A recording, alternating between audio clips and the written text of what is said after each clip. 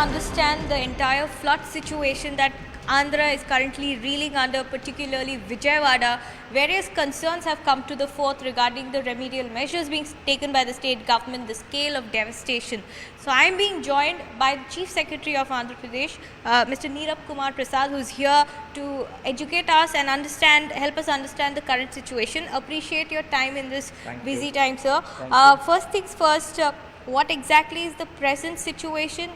How many families stand affected? What is the scale of devastation that we're looking at? We have nearly 5 lakh people who are affected, of which the deeply affected, the marooned people are nearly 2,75,000. The main marooning effect is available in Vijayawada, about 32 wards out of the 64 wards have got water logging. Now, this is mainly on account of water overflowing from the Budameru stream. On August 30th and 31st, we had nearly 50 centimeters of rainfall, which in these 2 days was a very, very high compared to the normal of 10 mm or so. So that really caused the Budameru to overflow. We have had another problem on the other side, which is the Krishna River, because of the deep depression which had crossed the Andhra coast and also went into the catchment areas of Telangana and Karnataka later on. There has been heavy precipitation in Telangana, the catchment areas of Krishna River, and the Krishna has been in full spate. So against the first warning of about 3 lakh cusecs and about second warning of 5 lakh cusecs, the water flow in Krishna River reached to 11.4 lakh cusecs. Because of the high amount of water going in the Krishna River, the discharge of water from the Budameru overflow was very, very slow, because of which there is a heavy water logging in Vijayawada, which has caused the real problem. Now, these are very densely populated areas. I told you the numbers. You have already visited some of the areas. So our primary focus has been on 2 things. One is evacuation of the people who are affected, especially it went up to 6 feet, 5 feet, 7 feet in some places. So evacuation, we were very thankful to the support of Government of India. We received Honorable Chief Minister has himself visited the flood affected areas repeatedly, along with the ministers and others, and we have set up a control room in the NTR office, district collectorate. About all senior officers have been deployed in each ward, in each division, in each ward secretariat. We have deployed officers. We are pushing in food supplies, medical supplies, water, milk, everything to the thing. But it's a very congested areas, and the demand is very high. We have been doing that. We have been again very thankful to the Indian Air Force and the NDMA and the Home Department of Government of India. They have helped us with 6 helicopters, and they are doing sorties for the deeply affected areas. We are pushing in food we are also airdropping food and other supplies from the helicopters, especially in the areas where the boats are not able to go, because the initial reaches are taking in major supplies. So we are doing that. We are also deployed drones to take it to the rooftops and deliver food and other things. So situation is, I would say, very, very on high alert as far as the administration is concerned. But we are in control of the situation. We have a data of each and every family in that. We are getting a feedback from on the telephones.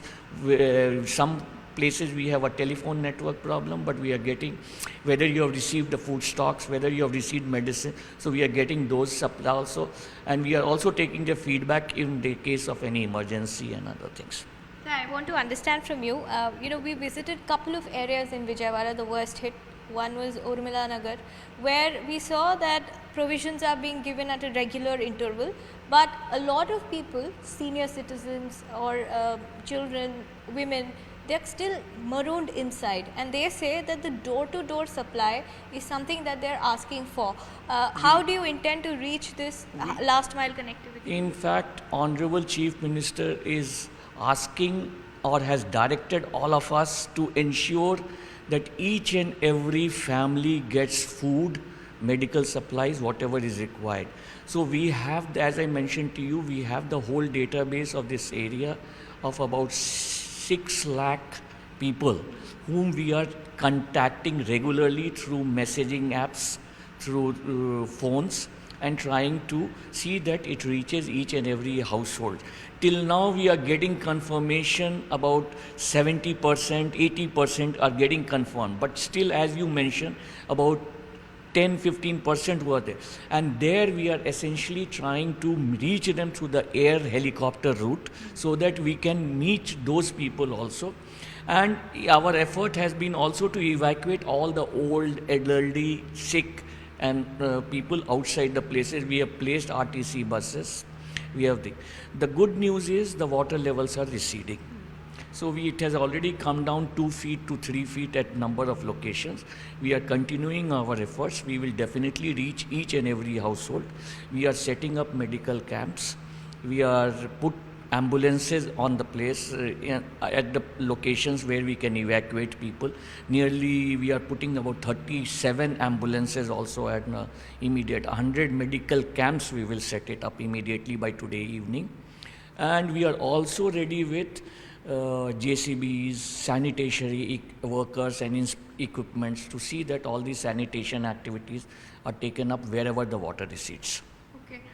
From the center side, you already have a lot of NDRF teams put in. In fact, you're using drones, interestingly, this time around. Can you tell us about how you're airdropping food, especially to the area, and especially those who haven't been able to reach you? How do they reach you for asking for provisions?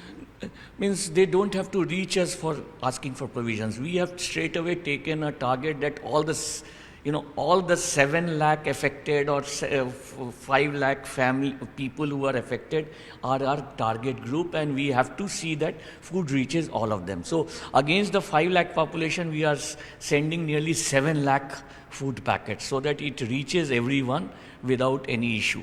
As I mentioned to you, systems have been adopted, boat has been adopted, tractors have been adopted, drones have been adopted, aerial delivery has been adopted. So all these methods are being used to reach out to the people. We have also opened up 2-3 other accesses other than the normal access which has got overcrowded, the Ajit Singh Nagar flyover. So we have opened up access through our Ramvara Padu areas. We have opened up through Golapudi area. So other accesses have also been opened so that we can reach more and more people, both through the boat, tractors, drones, where we have to go to the rooftop, and helicopters, aerial drops. Okay, so 2 more questions. I know you're very busy.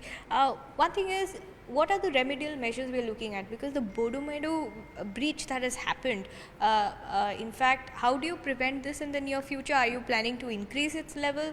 We'll have to do something about Bodumedu, which is very certain, because this type of rainfall, as I mentioned to you in the beginning, we have not experienced nearly in 100 years. 2009 also we had a similar episode of Krishna river having a high flows, but it was not accompanied by a Bodumedu issue. So Bodumedu definitely needs addressing of the solution, and our water resources team right now, the immediate step they are taking is they are trying to plug the gap or breach which has happened. They are already working on it. And as a long-term measure, definitely we need to study the whole systems again and see that Bodumedu river rivulet never causes this breach again. This breach happened specifically because of the heavy rains now, or was it something that was not taken care of in the past? No, I don't want to get into the history of it or the politics of it. Definitely, Bodumedu needs a concentration, and if something has happened, it has not been acted upon in the past. Okay, so one question. Here the water flow is heavy, even in Krishna is also in full spate. So are you expecting, is the way forward is that the water once Krishna waters have come down, but slightly. So if the water from Budameru flows into Krishna, do you think the situation will ease down? And is there any timeline that you know? Budameru will flow down to what we call the Kolleru Lake area, and it will also flow to the Krishna. See, it will come down. We expect the waters to come down by today evening, by tomorrow morning, and we, as I mentioned to you, it will be going down slowly. There may be some pockets which may need pumping, but otherwise it will go down on its own, mostly. From an administrative perspective, what are your key takeaways as somebody who has been all seasoned in, you've seen Hudud, you've seen Titli, now you're facing this big challenge as the Chief Secretary. What are your key takeaways? How do you prevent this kind of flooding in urban areas particularly? Urban flooding, you know, is a new phenomenon which has happened, which is there in virtually all the... Essentially, our stormwater drain network, our drainage network needs to be strengthened in all the places. That's one issue. Here the problem is, we have to... The main takeaway, I would say, is prepare our Krishna action plan with a 11 or 11 plus lakh cusecs of flow in the river. What is the current capacity now? Right now we have at 5.5 lakhs we have a second warning. So I'm talking of double that capacity. The second is Budameru. We need to definitely strengthen that system, and we will have to look at it very, very carefully so that we have alternate outlets possible so that it doesn't enter the city again. That's the second thing, and that's a long-term solution. Third is we need to set up our, relief and response systems in which people somehow are very resistant to leave a place even if we give them a warning that this place is likely to get flooded. I think people education is also a very, very continuous exercise. When was warning given? See, we have been given warning from depression, and rainfall warning has been given for a long time, but these are very heavily congested areas with residential houses. Lot of people have shifted to the relief camps. So that has been a great relief for us also, because in spite of all these things, there has been no casualties in the Budameru area. The casualties have been somewhere else. So that's something which we are very happy about, that there has been no casualties in the Budameru area. Okay.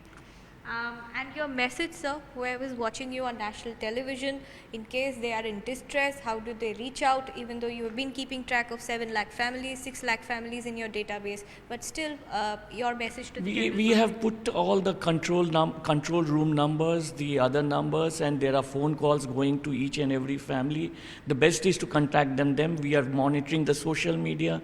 We are acting on each of the control room phone numbers which are coming in. So we are acting on it, and we will see that every action is immediately responded to. And a question from the public's perspective.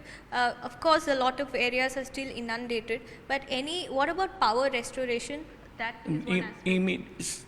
There are two issues. One is on some telecom restoration. There were some battery issues with the telecom. So that is our first priority, because people, if they feel connected even on the telephone, they feel much better. Electrical restoration also, in some places where it is waterlogged, as a measure of precaution, we try to, because we don't want anybody to be electrocuted. So that's something we are doing, and as and when the water recedes, the supplies will be restored. All right. Thank you very much for your time, sir, and all the very best with the rest of the effort. Thank you.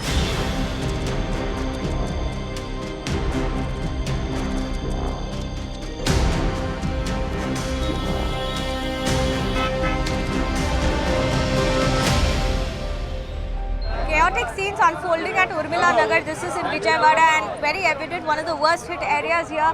There you can see people struggling through knee-deep waters to make their way towards this side to carry provisions. But what is also important to point out is that many people are now leaving their colonies, leaving their homes and going over to their relatives' house, because the water, as many locals point out, is also up to the waist level as you walk deep inside. And the problem right now here is there's a lack of coordination on the ground, in the sense that many people have managed to get their hands on the supplies that are being given by the state government here in these packets, but there are many others who could not reach in time, and that's why, since there is no door-to-door delivery of provisions, food items, water, milk packets, medicines, there is a lot of pandemonium that's unfolding here. Many angry residents there as we speak, speaking to the local representative there and expressing their anger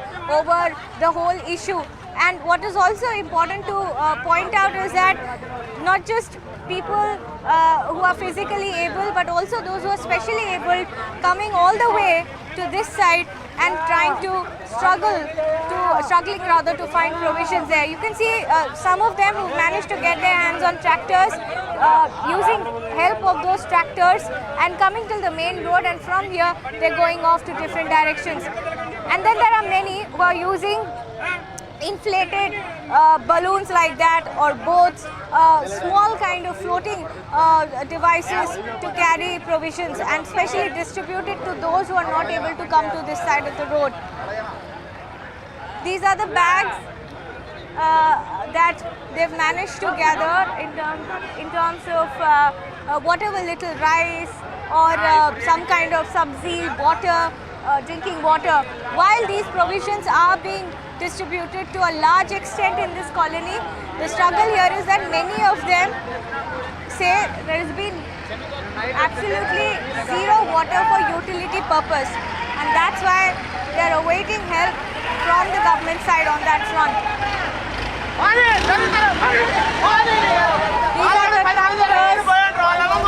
These are the tractors ferrying a lot of residents from inside, most of them almost leaving their house right now and going over to a different place till the situation here normalizes. We'll continue to get you ground reports from Vijayawada, which has been completely battered by heavy rains that triggered flash floods here.